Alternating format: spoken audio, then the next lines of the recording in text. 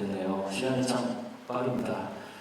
8월은 휴가의 달인 것 같아요. 네, 지난주에 휴가를 다녀오신 분도 있고 이번 주에 휴가를 가신 분들도 딱 보니까 계신 것 같아요. 네, 아무튼 건강하게 잘 다녀오시고 일상에 행복해하시면 좋겠습니다. 네, 저는 그 설교할 때 지난주 말씀을 항상 리뷰를 간단히 하고 이번 주 말씀을 보는데요. 오늘도 그렇게 하도록 하겠습니다. 지난주 본문은 예수님께서 새벽에 일어나자마자 한적한 곳에 가셔서 기도를 하는 장면에 대해서 다루는 그런 본문이었습니다.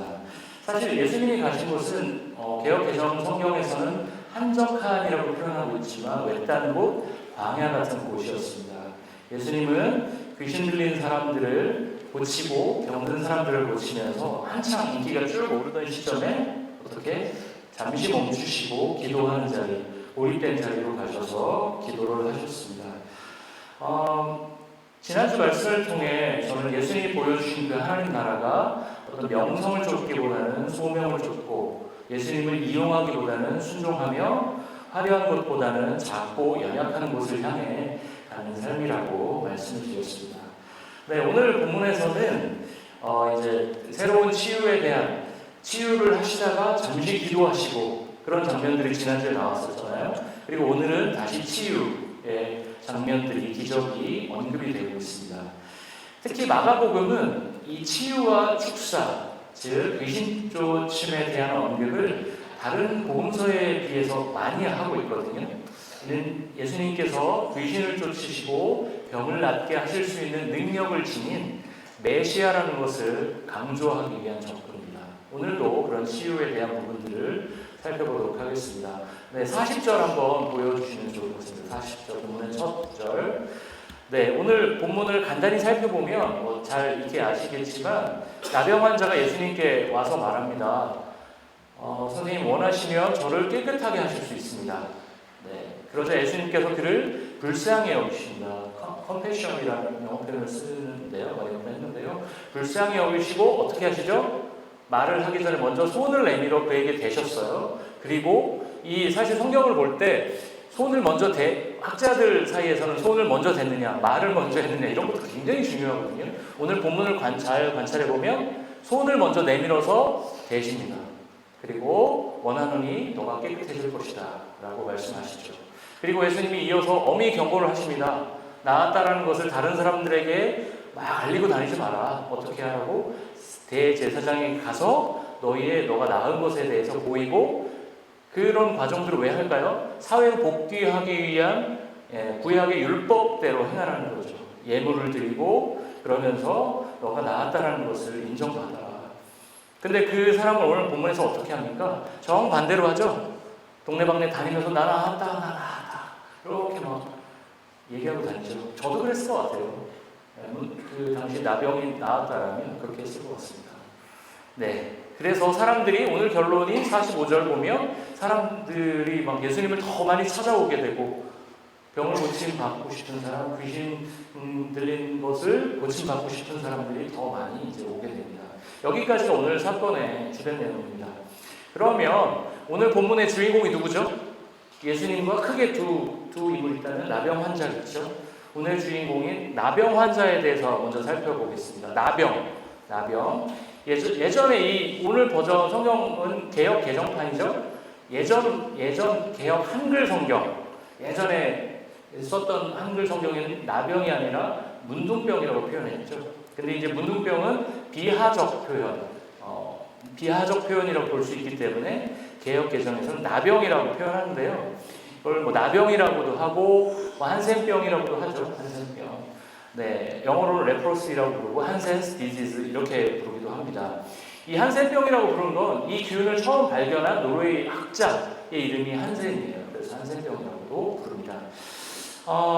이 병에 대해서 간단히 살펴보면 그 나병이라고 하는 이유가 그 균의 이름이 나예요. 나균이 피부 및 점막, 안구에 발진과 각종 염증을 일으키고 출혈 징후를 보이고 해당 부위의 감각을 잃어버리게 돼서 이게 썩어 들어가는데 통증을 못 느끼게 되는, 손가락이 심한 경우에 손가락이 이렇게 떨어지는, 살점이 떨어지는데도 통증을 못 느끼는 그런 네, 그건 좀 심각한 경우죠. 세균성 전염병입니다. 이 병이 악화가 되면 신체의 말단부가 썩어서 문드러지는 지경까지 가게 되고요. 이때 손상된 피부에 2차적인 세균 감염이 일어나기 때문에 고약한 냄새를 풍기기도 한답니다. 쉽게 말해서 살아있는데 죽은 사람은 부패하잖아요. 죽으면 이틀만 있으면 여름에는 냄새가 많이 나잖아요. 피진에서. 그래서 살아있는 사람은 그런 냄새는 나지 않습니다. 그런데 이 나병이 심각하게 발전이 되면 살아있는데 산채로 부패하는 냄새가 난다는 거죠. 그래서 유대교, 기독교 이전에 유대교나 아니면 다른 불교를 비롯한 세계 여러 문명에서 나병을 흔히 신의 저주로 취급을 했었습니다. 사실 이 나병은 현대의학으로는 항생제 처방으로 충분히 병의 진행을 멈출 수 있다고 합니다. 그래서 과거에는 그런 게 없었기 때문에 신의 저주로 취급이 된 것이죠. 그런데 제가 아까 세균성 전염병이라고 말씀을 드렸잖아요. 제가 이걸 왜 길게 설명하느냐, 여기가 간호학과도 아니고 이대도 아닌데 오늘 이 성경의 해석과 연결이 되기 때문에 제가 말씀을 드리는 건데요. 제가 세균성 전염병이라고 말씀드렸지만 사실 이 병의 전염력이 그렇게 높지는 않다고 합니다. 나병은 분명히 전염병입니다. 전염은 됩니다. 그런데 한두 번의 터치로 악수 한번 하고 호흡기에 이렇게 침이 튀겨서 이런 식으로 전염이 되는 것이 아니라 아주 오랜 기간 접촉이 됐을 때 실제로 전염이 된다고 합니다. 그래서 실제로 나병 환자들을 오래 이렇게 케어했던 의료진들도 예전에 소록도에서 나병 환자들이 이렇게 격리돼서 살았죠. 근데 실제로 의료진들도 거의 감염이 잘 되지 않았다고 합니다. 현대의학에서는 항생제만 꾸준히 처방받아서 먹으면 병의 진행을 막을 수도 있고 일상생활을 하는데도 크게 문제가 없는 병입니다. 그런데 과거에는 이제 아무래도 세척이나 어떤 청결의 문제가 지금보다 훨씬 못했고 병의 전염이 더 빨랐겠죠. 그런 차원에서 전염력이 있다라는 게 분명히 발견이 됐으니까 격리를 시킨 것이죠. 네. 오늘의 지리적 배경, 이스라엘이죠. 이스라엘에서 나병 환자는 어떤 존재였을까요? 부정한 존재였기 때문에 공동체와 격리되었습니다.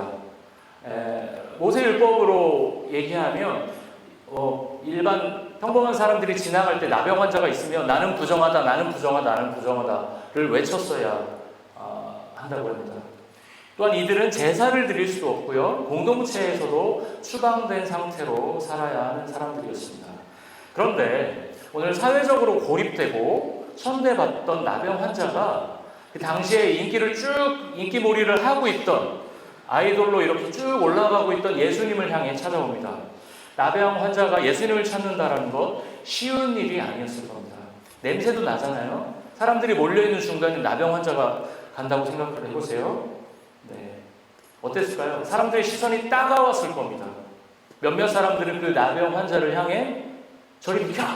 라고 얘기를 했을 수도 있고요. 어떤 사람은 손을 쓰기 싫으니까 발로 그 사람을 향해 발길질을 했을 수도 있었을 겁니다.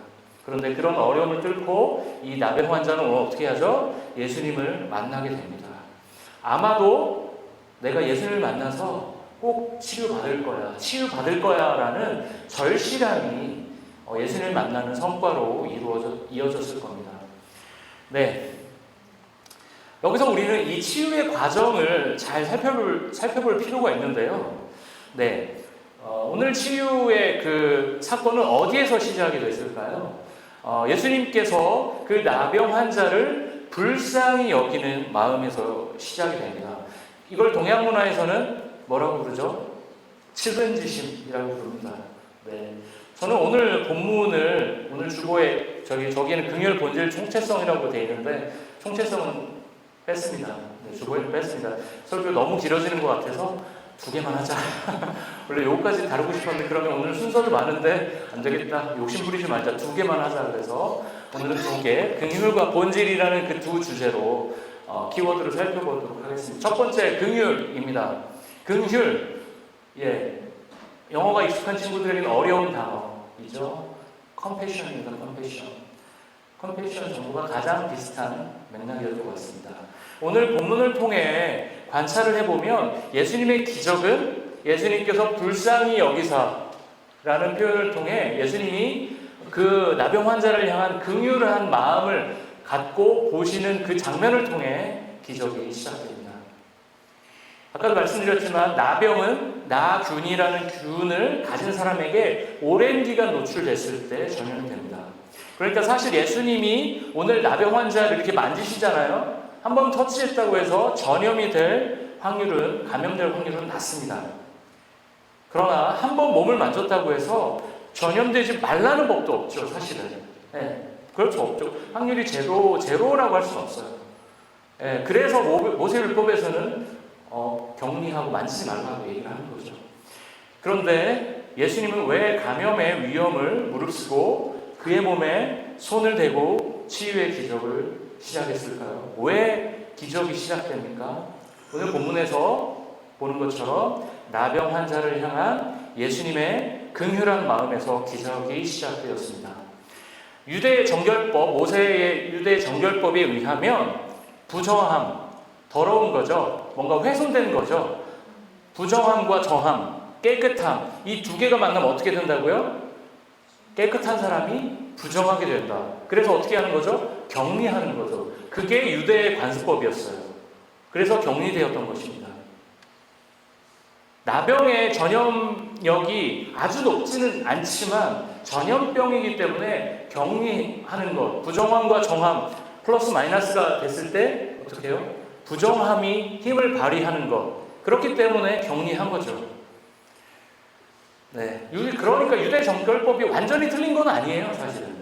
그런데 사실 유대 정결법은 나병 자체가 갖고 있는 전염력을 증폭시키고 사람들에게 공포를 심어주어서 나병 환자들을 어떻게 사회적으로 매장시키는 결과를, 그러니까 그 병이 원래 갖고 있었던 전염병보다 더 과하게 포장해서 나병 환자들을 사회로부터 격리시킨 거죠. 사회적으로 매장시킨 것입니다. 그리고 최근의 어떤 신약학 연구에 따르면 실제로 예수님 시대에 나병 환자들은 거의 존재하지 않았을 가능성이 더 크다라는 연구가 사실 힘을 얻고 있거든요. 그러면 여기에 나온 나병 환자는 어떤 환자일까요? 피부병이 심한 환자일 가능성이 더 크다는 겁니다. 우리로 따지면 아토피가 심한 경우 있죠? 그런 경우도 여기서는 이 당시의 관습에서는 뭘로? 나병으로 취급하면서 격리시키고 배제했던 게 이 당시의 문화였다는 거죠. 제가 좀 전에 유대 정결법에서는 부정함과 정함, 깨끗함과 더러움이 있으면 더러움이 깨끗함을 압도하기 때문에 어떻게? 격리시켜야 된다. 그렇게 부정함이 정함으로 흐른다. 그런 법칙으로 설명을 드렸죠. 옛날 부모님들이 아이들을 키우실 때 그런 얘기 많이 하시죠.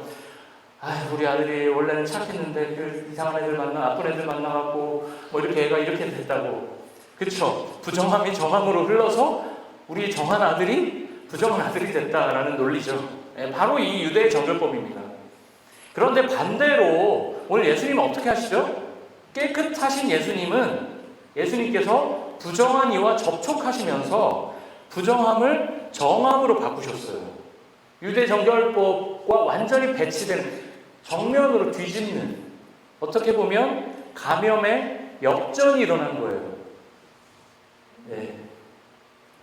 감염된 이와 접촉하면서 감염된 게 아니라 감염된 이를 만지시면서 그를 깨끗하게 정하게 하신 것입니다. 저는 이 본문을 보면서 예전에 제가 저희 간사로 있을 때도 설교하고 했었는데요. 이 본문을 보면 항상 부러웠습니다. 누군가를 긍휼한 눈으로 본다. 그리고 그의 몸에 손을 댄다. 그리고 그 사람이 어떻게 된다고요? 낫는다. 얼마나 대단한 능력입니까? 너무 부러웠습니다. 몇 년 전에 저보다 한 살 위에 친한 누님이 세상을 떠나셨어요. 암으로. 그 누나의 남편, 저랑 동갑인 친구, 한 살 연상인 거죠. 연상이라고 부르는데 저하고 친한 친구였습니다. 제가 캐나다 오기 전에 같이 밥도 먹고 잘 지내던 커플이었는데 그 누나가 몇 년 전에 이제 암으로 세상을 떠났습니다. 그 집에는 도화보다 한두 살 많은 그 형이 있었습니다. 아들이 하나 있었습니다. 그 당시에 그 누나가 떠날 때 초등학교 4학년이었습니다. 남편과 아들을 두고 세상을 떠나는 그 마음이 얼마나 고통스러웠을까요? 아들도 그 엄마의 투병 생활을 몇 년의 투병 생활을 보면서 우리 엄마가 하늘나라로 갈 수 있구나를 계속 준비했다고 합니다. 그래서 그 세상을 떠나는 날 함께 이렇게 끌어안고 이렇게 보내주었다고 하는데요. 며칠 동안 그 누나의 죽음 때문에 굉장히 힘들었습니다. 그리고 이 본문을 묵상하면서 나에게 이런 힘이 있다면, 능력이 있다면, 그 누나를 고칠 수 있다면 얼마나 좋을까 싶었습니다. 그런데 누군가를 향한 긍휼함이 기적을 만들어내는 게 저는 그런 힘이 없더라고요. 기도했는데 저 그 누나에서 계속 기도했거든요. 안 났더라고요. 결국 하나님 나라로 천국으로 갔지만 이건 예수님만 하는 거구나 싶어서 되게 절망했었습니다. 그런데 인생을 살면서 주변을 살펴보면서 누군가를 향한 긍휼함과 그 기도가 그 기적이 긍휼함을 통해서 누군가가 회복되는 것들이 단순히 예수님의 시대에 끝나지 않았다는 것을 저는 볼 수 있었습니다. 네, 우리 주빌리 교회가 후원하고 있는 First Steps라는 단체에 대해서 들어보셨을 거예요.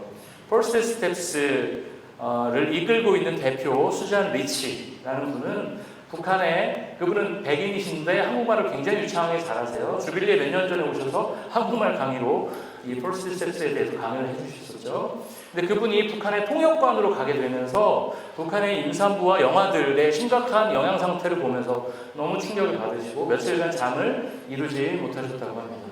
그리고 본인이 북한의 임산부와 어린이들 위해, 어린 영아들 위해 헌신해야겠다, 내 인생을 드려야겠다 마음을 먹고 헌신했습니다. 그리고 그 단체가 자리를 잡고 지난 10여 년간 북한의 임산부와 어린이들을 위해 정말 엄청난 기적과 같은 회복의 기적들을 만들어냈습니다. 수잔 리치의 긍휼한 마음을 통해서 북한에서 어떤 기적이 일어난 것입니다. 긍휼함에서 시작되는 기적이 예수님을 통해 그리고 수잔 리치를 통해서 일어난 것이죠. 그런데 수잔 리치와 예수님을 통해서만 그런 기적이 일어난 것도 아니었습니다.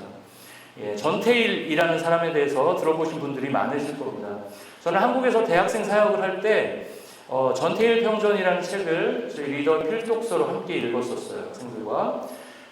잘 아시겠지만 간단히 설명을 드리면 전태일 그는 청계천 봉제 공장에서 일하던 재단사이자 노동운동가였습니다. 그는 1969년 6월에 청계천, 지금은 청계천이 흐르죠. 공장단지 노동자들의 노동운동 조직 바보회를 결성하고 다니던 교회에서 자벽부로 일하던 중에 재단사로 일하게 됐습니다. 근데 그 재단사는 그 당시에 그 어떤 일하던 계층 중에서는 그나마 페이가 좋고 좋은 하이샐러리를 받는 직업이었습니다. 그가 일하던 환경은 굉장히 열악하고 사람들이 너무 열악한 환경, 먼지와 그런 것 때문에 많은 그 여공들이 폐병에 걸리고 일찍 죽기도 했다고 합니다. 그는 여러 동대문 구청과 서울특별시를 찾아가서 열악한 노동 환경에 대한 개선을 요구했으나 묵살을 당했고요. 박정희 대통령에게 서한을 보냈으나 전달되지 않았습니다. 그리고 1970년 10월에는 본격적으로 근로조건을 바꿔달라는 시위를 주도했습니다. 그리고 11월 근로기준법 화형식과 함께 평화시장 입구에서 온몸에 휘발유를 끼얹고 라이터로 분신 자살했습니다. 한국 사회에 엄청난 폭탄이 터졌습니다. 그의 죽음을 계기로 11월 27일에 의해 청계피복 노동조합이 결성되었습니다. 한국 사회의 노동자들의 권리를 위한 노동운동이 본격적으로 그 사건 이후에 시작되었습니다. 사실 전태일이라는 사람은 아까도 말씀드렸지만 그 당시에 그 공장의 노동 환경에서는 가장 그래도 괜찮은 환경에 있었던 재단사였습니다. 그런데 그는 같이 일하는 15, 16살짜리 여공들, 그 여공들이 학교를 다니는 게 아니라 다 여기서 하루에 15시간씩 일을 했거든요. 그 한 층을 2개를 쪼개서 이렇게 앉아서 계속 15시간을 일한 거죠. 그런데 그들이 그렇게 먼지 부댕이 속에서 그 15시간씩 몇 년간 일하다 보면 어떻게 되죠? 폐병에 걸립니다. 그리고 많이 죽습니다. 그 현실을 보면서 노동운동을 시작하게 된 거죠. 결국 자신의 편안한 삶을 뒤로하고 가장 가난하고 힘들게 살아가는 사람들 위해 자신을 던졌던 전태일 때문에 한국의 노동 환경은 진일보하게 되었습니다. 나병 환자를 향한 예수님의 긍휼함은 그 나병 환자는 오늘 고쳤죠. 그리고 북한의 어린이를 향한 수잔 리치의 긍휼함은 북한의 임산부와 영아들의 영양 상태를 개선했습니다. 그리고 전태일이라는 사람을 통해서 한국의 노동 환경은 획기적으로 개선이 되었습니다. 긍휼함이 기적이 된 것입니다.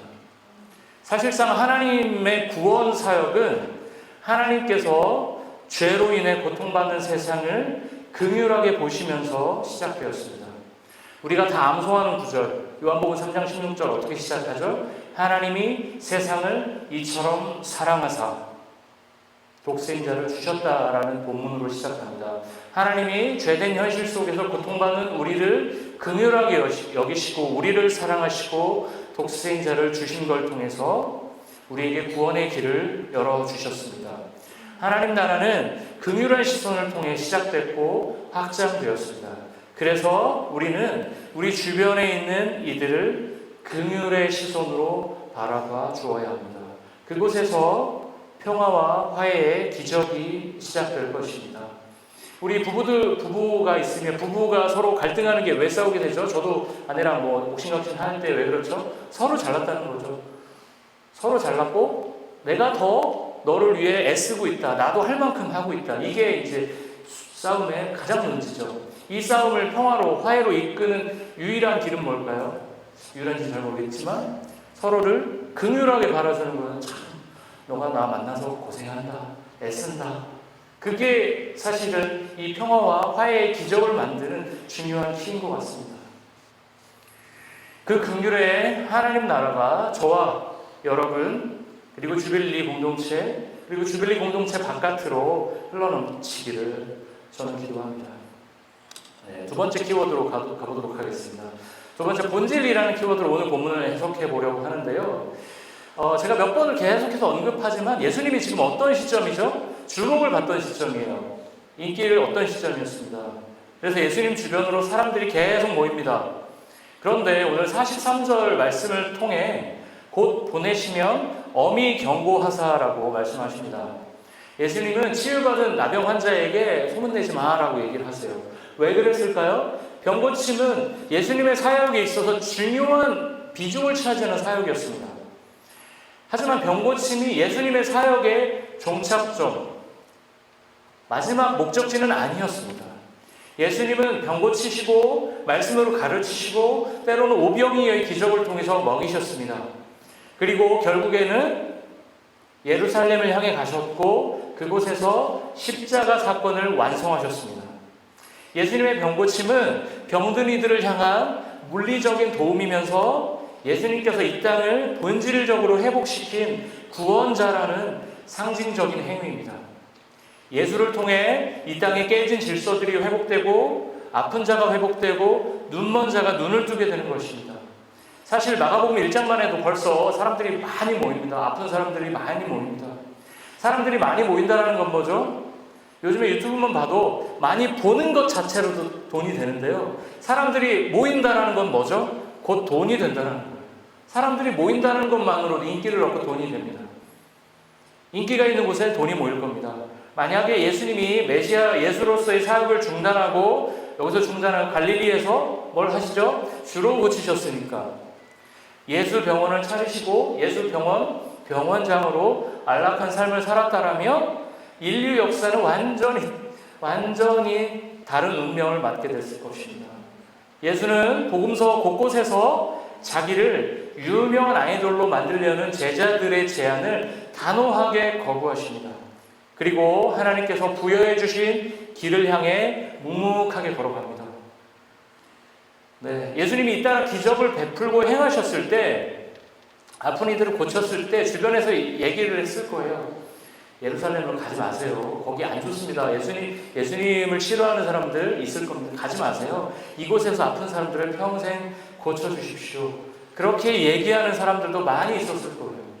그런데 그건 예수님의 본질적인 사역, 본질적인 이 땅에 오게 된 성육신의 본질에 따르면 거짓된 메시지입니다. 예수님의 치유 사역은 너무나 중요한 사역이긴 하지만 예수님은 갈릴리의 예수병원의 원장으로 오신 것은 아니기 때문입니다.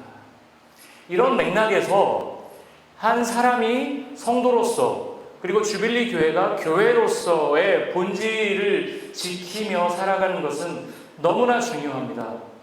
너무 이게 추상적인 말이죠. 한 사람이 성도로서 한 교회가 교회로서의 본질을 지킨다. 굉장히 멋진 말이지만 이게 무슨 말이야 싶은 말입니다. 제가 써놓고 이게 무슨 말이야 싶은 말입니다. 이걸 우리는 어떻게 해석해서 적용하면 좋을까요? 쉽게 더 적용해서 말씀드린다면 성도로 살아간다는 것, 교회로 살아간다는 것은 무엇일까요? 서로 사랑하고 사랑받는 것, 그것이 바로 성도로 살아가는 것, 교회로 살아가는 교회로 살아가는 것일 겁니다. 그런데 하나님을 사랑하고 서로를 사랑하고 서로의 사랑을 받는 것을 방해하는 거짓 메시지들이 우리 주변에 너무나도 많이 넘쳐납니다. 저도 살다 보니 그런 거짓 메시지에 현혹된 적도 있고요. 다른 이들에 대한 부정적인 피드백을 막 하면서 동의를 구하게, 그 사람 너무 이상하지 않아? 라고 하면서 그런 피드백을 다른 사람에게 요구하기도 하고요. 공동체에 대한 안 좋은 얘기를 계속하면서 부정적인 뉘앙스를 공동체에 많이 풍기기도 한 적도 있었습니다. 저도. 그렇지만 우리가 성도로서 그리고 교회로서 본질을 지킨다는 것은 오늘 예수님이 그러셨던 것처럼 갈릴리 예수 병원장으로 취임하지 않고 예수님께서 원래 가셔야 되는 길을 분연히 가신 것처럼 우리도 어떻게 우리에게 주어지는 거짓 메시지들을 단호하게 거부하고 본질의 길, 십자가의 길을 향해 가는 것입니다. 개인이 성장하다 보면 그리고 공동체가 성장하다 보면 여러 가지 유혹들이 생길 것입니다. 예수님도 주변에 사람들이 꼬이면서 여러 유혹들을 받았을 거예요. 그런데 예수님은 단호하게 그런 유혹들, 거짓 메시지들을 거부하셨습니다. 그리고 그가 가야 할 십자가의 길들을 묵묵히 걸어가셨습니다. 우리도 그렇게 예수님의 뒤를 쫓아가야 할 것입니다. 네, 이 두 가지입니다. 긍휼과 본질. 이제 제가 설교를 정리하려고 합니다. 제가 오늘 한 설교의 내용 들으시면서 이 내용 내가 언젠가 한번 들어본 것 같은데 라고 생각하시는 분들이 계실 수 있을 것 같아요. 그렇다면 여러분은 그 생각을 하셨다면 굉장히 좋은 리스너예요. 제가 오늘 한 설교 본문은 2018년 11월 14일 제가 같은 자리에서 그때는 달목회자가 아니었고 유스 전도사였죠. 했던 본문과 많이 비슷합니다. 네, 그때는 제목이 조금 달랐어요. 긍휼과 단호함이라는 제목으로 제가 설교를 했었습니다. 그때 수잔 리치와 전혜일 열사에 대한 예를 제가 들었었습니다. 기억하신다면 정말 좋은 리스너. 거의 4년이 됐기 때문에 네, 오랜 세월에서 사는 제가 같은 본문으로 설교를 준비하면서 주빌리 공동체 지난 4년간의 변화를 한번 돌아봤습니다. 그리고 이렇게 쭉 보니까요. 그때 그 자리에서 저의 설교를 들으셨던 분 중에 50% 정도가 계시고 50%는 새로 오신 분들입니다. 네, 대략. 그때 제 기억에는 서원원 집사님이 이 자리에 딱 앉으셔서 설교를 들으셨던 것 같은데 네, 오늘은 저 뒤에 계신데요. 멤버가 많이 바뀌었습니다. 많이 바뀌었어요. 여러 변화들이 있었습니다. 그러나 우리 멤버들이 바뀌고 여러 변화들이 있었지만 우리가 오늘 기억해야 될 우리가 긍휼의 시선으로 이웃과 세상을 섬기고 그 기적들을 경험하기를 우리가 추구하는 것 또한 본질이라는 키워드를 붙잡으며 우리에게 우리가 본질적으로 살아가는 것을 방해하는 여러 거짓 메시지들 우리의 감정을 상하게 하는 수많은 거짓 메시지들을 거부하며 우리가 성도로서 교회로서 살아가야 한다는 것은 결코 변하지 않았습니다. 오늘 우리는 본문을 통해 긍휼함과 본질이라는 주제로 말씀을 살펴보았습니다. 우리 주변과 세상을 향한 긍휼한 시선과 섬김은 하나님 나라 백성으로 살아가는 우리들에게 반드시 필요한 덕목입니다. 더불어 세상이 우리에게 주는 거짓 메시지들을 단호하게 거부하고 서로 사랑하고 서로 사랑받으며 살아가는 성도의 본질에 충실한 삶, 우리가 가야 할 성도의 길입니다. 그 길을 기쁜 마음으로 함께 걸어갔으면 좋겠습니다. 그곳에서 무엇이 치유와 회복의 기적이 일어날 것입니다. 성령 하나님께서 우리와 함께 하실 것입니다. 말씀을 마치도록 하겠습니다.